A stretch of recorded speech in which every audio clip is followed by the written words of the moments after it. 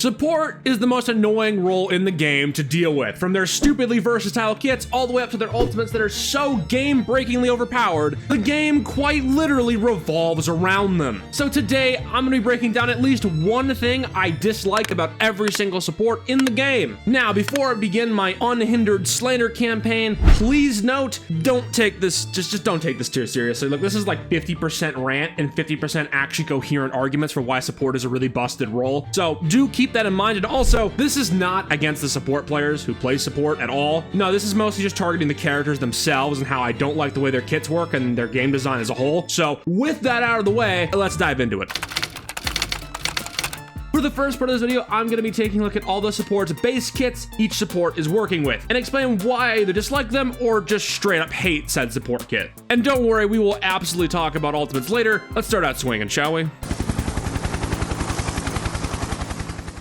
Cloak and Dagger. How can I summarize my problems with Cloak and Dagger in one sentence? Simple. They have the mechanical complexity of a doorknob. Between the auto-aim, heat-seeking daggers all the way up to the other auto-aiming, auto-tracking attack that Cloak has, really my problem boils down to why can these two goobers do so much healing with so little effort? Why is it whenever I want to get value as a Vanguard or a Duelist, I need to have A1 positioning and be mechanically skilled enough to capitalize on said positioning? Meanwhile, I'm pretty sure Cloak and Dagger mains could literally close their eyes and still have the same amount of game impact. Their kit has everything a support would need. High survivability, insane burst healing, excellent utility. My problem with Cloak and Dagger is that they have no discernible weakness, and it annoys me to no end. Whenever I fight a Cloak and Dagger, it feels like a multi-stage mini-boss. Here's my average encounter with him. It goes, first, I'm fighting Dagger, and then when Dagger gets scared, I then have to fight Tyrone, who throws a bed sheet at me, blinds me, and tries to send me back to the spawn room. And then if I manage to deal with all that nonsense, he just has a funny button that says, "Aight, bro, I'm gonna head out." Really, that's it. I just don't like the fact that they're so easy to play, and they get so much value for doing so little.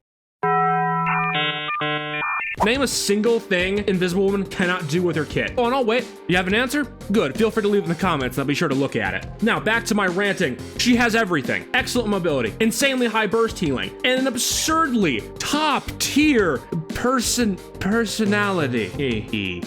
And on top of that, the amount of skill required to play her is, well, pretty minimal. Oh, and did I mention the fact that her burst damage is high enough to knock out pretty much any duelist in the game in a matter of seconds? That's great. I love it when every single support I try and fight packs a Glock in their back pocket. Feels real great, honestly. I love getting instantly deleted by a support. That's great. Nothing quite screams fun like a support with no discernible weaknesses. And you know what? Just to clear the air on something, you're gonna hear me talk about weaknesses or lack of weaknesses when it comes to supports. And to show you what I'm talking about, I'm gonna give you an example. This is Bucky. As of right now, he is the most powerful duelist in the game. He has everything you'd want in a duelist. God tier damage, plus utility. But despite that, he still has weaknesses. For example, his mobility is little to non-existent. And at the end of the day, if you shoot him while he's out of position, he will die, which is something you just can't say about a lot of support characters. So when I say a character doesn't have a weakness, this is what I mean. Characters that can do everything with no downsides or meaningful consequences for when they screw up. Like, for example, if you have a Cloak and Dagger and she's out of position or she does something stupid, okay, well, she has a funny button that just lets her relocate for free. Or Invisible Woman, if she's out of position or gets died, oh, don't worry, I just have a button that lets me jump away and turn invisible. There's no consequences for your god-awful positioning. When a duelist or a Vanguard screws up their positioning, they get violently deleted. When a support messes up their positioning, they can just be like, "Aight, bro, I'm gonna head out."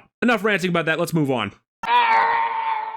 Now, for my Jeff connoisseurs, my reason for disliking Jeff is a lot simpler. This thing is literally impossible to kill. A good Jeff can be one of the most difficult things to kill from his tiny, borderline non-existent hitbox. Oh, and he can self-heal with the click of a button, repeatedly, again, and again, and again, and again. Also, his ult makes you want to commit toaster bath, but with that said, my dislike for Jeff is much, much lesser than the other two supports I've talked about today. Please keep that in mind. Like I said, I don't hate Jeff nearly as much as the other two. Like, at the end of the day, Jeff is he's just an adorable little goober. Also, he may or may not be a gang leader, but that's a story for a different day.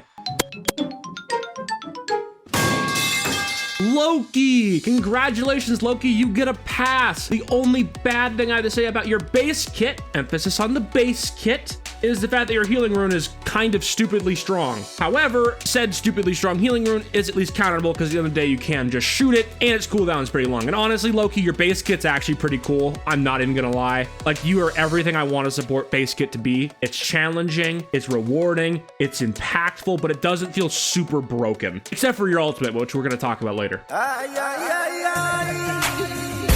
Okay, you 31st century pop star, as much as I love your physical design, I gotta take a few shots at you. Which, to be honest, if we're just looking at your base kit, there really isn't a lot of bad. I guess if I had to pick one thing, it's the fact that her mobility is maybe a little too good, considering how much healing output she provides. But honestly, outside of that, she's good. So you get spared for now, Mrs. Snow. Mantis! Alright, right back to flaming supports. Why is Mantis allowed to have higher burst damage than most Vanguards? Like, don't get me wrong, I'm all about support being able to defend themselves, but Mantis is like bringing an RPG to a knife fight, which by itself is already pretty scary. But really the part of her kit that I hate the most is her AoE sleep. Why does she have an AoE sleep?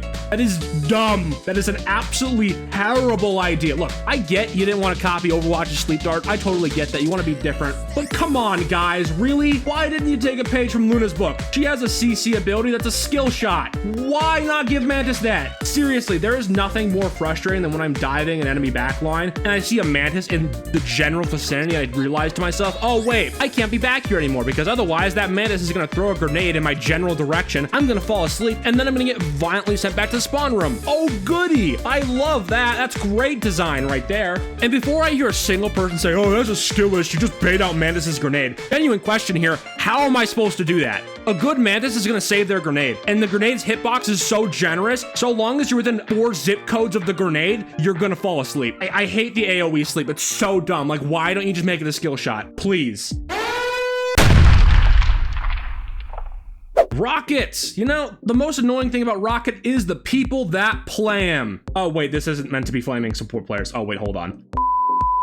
Okay, most annoying thing about Rocket, gotta be the heal orbs. Really, there's very little to say about it. Genuinely the easiest healing I've ever seen in my entire life. Like, I clown on Cloak and Dagger for have auto-aim, heat-seeking daggers that heal people, but Rocket quite literally has an orb that if you shoot it in the general direction of your teammates, you are going to heal them. Like, come on, guys, at least give the orbs like a range cap or something. Like, I get it. Not every support needs to be high-end skill expression. That's fine. I get that. Come on, at least give Rocket's healing orb like some weakness. Like, just make it so it has limited range so the Rocket doesn't just sit 4 zip codes away and heal bot the whole game. That'd be great. Thanks. Yeah, moving on. If you were to ask me what is the worst part about Marvel Rivals, and believe me, there's a lot of things I adore about this game. Like, seriously, this game is fantastic in almost every single way. But if you were to ask me the one thing I don't like about this game, I would say without thinking twice, the way the support ultimates are designed in this game are absolutely garbage. The way support ults work in this game go down one of two paths. Either the ultimate sucks or your entire team becomes immortal. Those are literally your only two options when it comes to support ults in this game. And there is absolutely no compromise. Not even a little bit. Nope, I'm definitely not undermining my point by putting this weird foreshadowing on my screen. Nope, not even a little bit. Let's start with the ultimates that just suck, aka Rocket. Which, let's be honest here, Rocket's ult is absolutely terrible. It has little to no game impact, and honestly, please rework Rocket's ult. This thing is so bad, it's just hilarious. Moving past Rocket, we have literally everyone else. We have the ultimates that make the game significantly worse, otherwise known as Luna, Snow ult, Mantis ult, Invisible Woman ult, Cloak and Dagger ult, Jeff ult, and Loki ult. All ultimates that are stupidly overpowered and take little to no skill expression of any kind. And just to emphasize my point, take a look at the footage on screen right now. Imagine showing a first-time player of Marvel Rivals this footage. Tell me with a straight face, if you looked at this for the first time and you thought to yourself, oh yeah, this game looks like a real fun time. I love just sitting there, getting turbo healed, shooting the enemy team while the enemy team is also getting turbo healed, and we just sit there staring at each other menacingly. The only reason why anyone's actually shooting each other is because they want ult charge. This looks so fun. With enough support ults, you could pause in this game indefinitely, to be honest. Like, so long as they don't have, another ultimate to counter you with, you're good, you're golden. And honestly, if I hear a single person say, oh, support ults aren't that overpowered, I mean, just have a Magneto ult in your back pocket. First of all, all, you're not going to have a Magneto ult in your back pocket most of the time, because guess what? Magneto ult takes time to charge. Cloak and Dagger ult takes all of 4 seconds to charge. Also, unlike support ultimates, DPS ultimates or burst damage ultimates that can actually kill support take skill to use. Support ult just press a funny button and instantly win a team fight. It's stupid. It's dumb. It is quite literally a get out of jail free card. It's so busted that if your team doesn't have the right supports on your team, you instantly lose. If you don't have a high burst healing ult, you're done. Or defensive ults, as people call them sometimes. Stupid. I absolutely despise the way support ults work in this game. All the reward, none of the effort. It's so, oh my god, it's so annoying. Like, I miss the days where there were games when you had support ultimates where if you shoot the support who's ulting, they actually die. In this game, unless you have an ultimate of your own, which let's be honest with ourselves, and this is just a personal take, if the only way to counter an ultimate is with another ultimate, I'm sorry, that's a terribly designed ultimate. That's just my opinion. Megan, feel free to disagree with that. But if I need a Magneto ult just to stand a chance of countering your stupid support ult, I'm sorry, that's a badly designed ult. Where was I? I just went on a tirade there. Right. Support ults are stupid, overpowered, and I hate them. So now that I've established that support ults are buns and unfun and I hate them, let's end this video on a more positive note. Adam Warlock. Adam, my man, I love you. And you give me hope for all supports in the future. He is the perfect support. He has a kit that's impactful, but not overpowered. He has a meaningful weakness, lack of mobility. Fighting an Adam Warlock doesn't turn into a multi-stage mini-boss fight. He has quantifiable strengths and weaknesses, and his ultimate is perfect. It's impactful, but it's counterable. It's like he can press the ultimate. Yeah, his entire team gets rest, but guess what? They only have a third of the HP. It's perfect. An ultimate that takes game sense to use, but also has impact, and it can be countered, and it's so beautiful. I'm tearing up just thinking about it. So NetEase, please take notes. Adam Warlock, from a design perspective, he's perfect. This kid is interesting. It's fair, it's fun, and I don't feel like I'm gonna jump off a bridge every time I fight him in a 1v1. So, at least not all is hopeless and lost. Speaking of hopeless and lost, this YouTube channel, it's pretty tiny and pathetic. So, if you like more subpar content, consider subscribing. And on that note, stay strong, stay clear, Spitfire out.